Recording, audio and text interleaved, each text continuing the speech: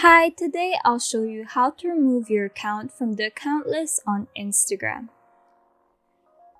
Tap your profile picture in the bottom right corner. Tap the down arrow next to your Instagram username at the top of the screen. Select the account that you want to remove from the drop-down list. Tap the three lines in the top right corner. Tap Settings or the gear icon from the menu. Tap the Logout button at the bottom of the screen. Now click on Logout again in the pop-up window to confirm your choice. You can also log out of multiple accounts at the same time by tapping the circle to the right of the account name. That's it. Thank you for watching. I hope this video is helpful for you.